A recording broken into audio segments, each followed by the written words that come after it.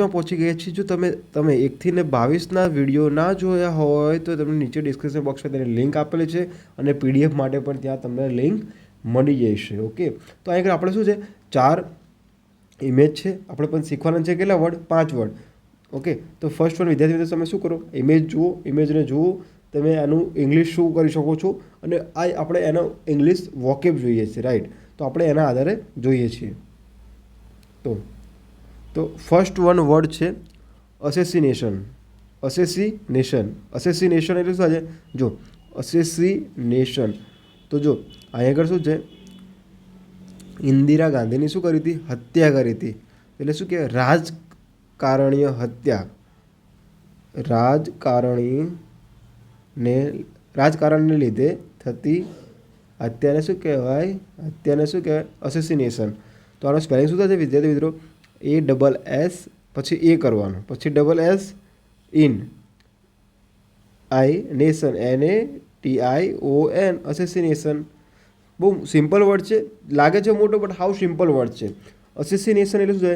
ASS પછી શું કરવાનું? એ કરવાનું, પછી SS કરવાનો, પછી આઈ કરી દેવાનો, નેશન NATION.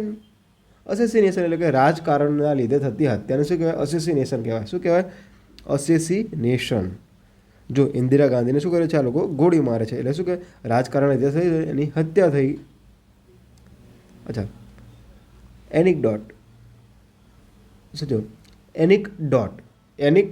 ડોટ એટલે આપણે શું વિદ્યાર્થી મિત્રો એમ નહીં સમજો કે ટપકા. એનિકડોટ એટલે શું છે? ટપકા ના થાય. એનો મતલબ શું થાય છે?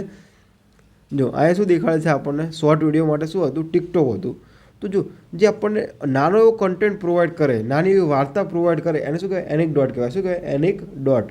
તો એનિક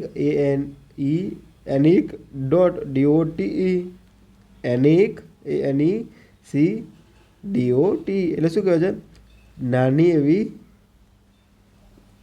નોવેલ કહી શકાય. નોવેલ અથવા તો શું કહેવાય? નાની એવી વાર્તા આપણને રજૂ કરે. નાની એવી વાર્તા રજૂ કરે એને શું કહેવાય છે? એનિકડોટ કહેવાય. શું કહેવાય છે? એનિકડોટ.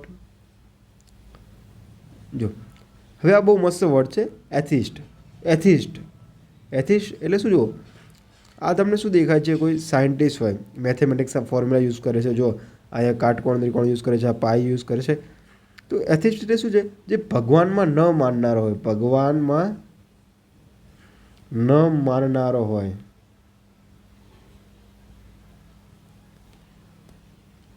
એથિસ્ટ આપણે કહેતા કે આર્યો શું છે? કોઈ ભગવાનને લેવા દેવા નથી આને એમ.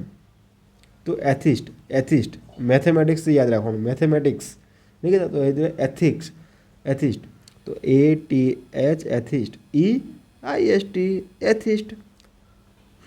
એથિસ્ટ ATHEIST. એથિસ્ટ એટલે શું થાય છે? કે ભગવાનમાં ન માનનાર વ્યક્તિ હોય એને શું કહેવાય? એથિસ્ટ પર્સનાલિટી કહેવાય. શું કહેવાય? એથિસ્ટ પર્સનાલિટી. આ એવું હોય, અમુક એવું વ્યક્તિ તો એવું હોય કે શું કરે? ઓનલી ફોર શું કરે? સાયન્સમાં જ બિલીવ કરતા હોય, તેને શું કહેવાય? એથિસ્ટ પર્સનાલિટી કહેવાય. શું કહેવાય? એથિસ્ટ પર્સનાલિટી. જો આ એક બહુ મસ્ત વર્ડ છે, એમેચ્યોર. અમેચ્યોર એટલે શું કહેવાય? કે જો આ શું છે? વિરાટ કોહલી છે. શું છે? વિરાટ કોહલી. તેને શેના માટે જાણીતું છે? ક્રિકેટ માટે. પણ એ શું કરે છે? કોઈક સમય શું રમે છે? વોલીબોલ રમતો હોય છે. તો એમેચ્યોર એટલે શું કે એના શોખ માટે રમતો હોય, એનો એ પેશન હોય નહીં, માત્ર શું આવે છે? શોખ માટે રમતો હોય, એટલે શોખ માટે કામ કરતો હોય, એમ કામ કરતો હોય તેને શું કહેવાય? એમેચ્યોર કહેવાય. શું કહેવાય? એમેચ્યોર. તો AMATEUR. અમેચ્યોર એટલે શું થાય છે? કે શોખ માટે કામ કરતો વ્યક્તિને શું કહેવાય? અમેચ્યોર કહેવાય. એનો શું છે? પેશન નથી, બટ કોઈક દાડો એ રમી લે છે, તો માટે શું આવે છે? અમેચ્યોર. અમેચ્યોર એટલે શું થાય છે? શોખ માટે કામ કરતો હોય તે. અચ્છા, આ વર્ડ શું છે? આર્સોનિસ્ટ. આર્સોનિસ્ટ એટલે શું થાય? જોયું છે આ એક શું કરે છે? ડોટ ડાય શું કરે છે?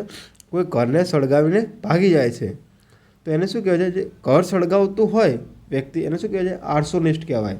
જાણે જોઈને જે ઘર સળગાવે એને શું કહેવાય? આર્સોનિસ્ટ કહેવાય. આર્સોનિસ્ટ. ARSONIST. ARSONIST. આર્સોનિસ્ટ એટલે શું થાય?